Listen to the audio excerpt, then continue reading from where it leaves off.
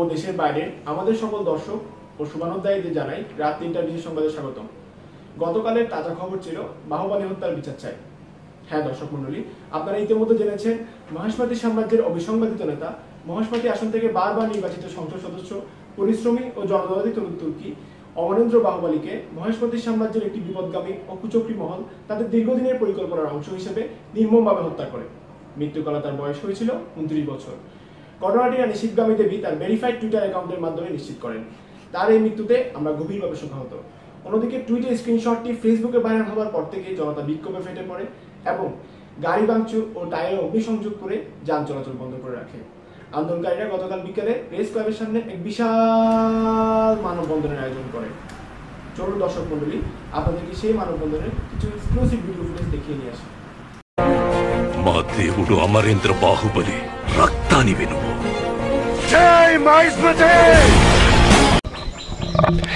দর্শক মন্ডলী, আপনাদেরকে নিয়ে এসেছি প্লেস ক্লাব। থাম না বেটা, সংবাদ নাকি বেটা? দর্শক মন্ডলী, আপনাদেরকে নিয়ে এসেছি প্রেস ক্লাবের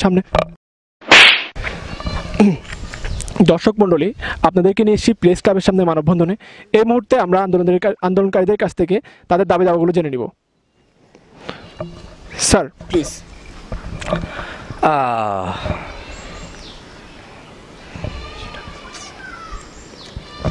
খারান এটা একটা সিরিয়াস ম্যাটার, তো এটা লই কোনো হান চলতো না, সবাই মনোযোগ দিয়ে শুনবেন। আমি যেটা বলতাম সাইয়ারি ভাইয়া, এই কাটাপ্পারে কি না করছে, আরে মামু পর্যন্ত বলাইছে, আর হেতে এটা কিয়ে করলো দিছে মারি। আন মনে কিয়ে জানেননি ভাইয়া, দুধ কলা দিয়ে হাফ ফেলছে, হাফ হাতের প্রবলেম কি কিয়ে জানেননি, আসলে সমস্যা যেটা কয় আর কিয়ে জানেননি। হাতে নিজে তো বিয়ে করতে আর না, অতে বিয়ে করছে গেলে হাতে জলের হিয়ালে হাতে কি ইচ্ছে অতার হিঁচে দি লাগছে। আর কত হয়েছে ভাইয়া,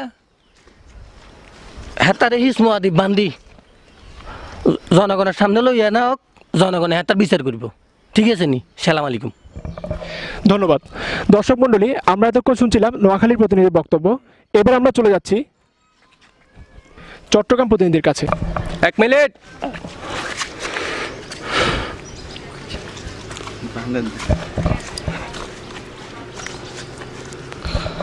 হ্যাঁ, এবার ঠিক আছে।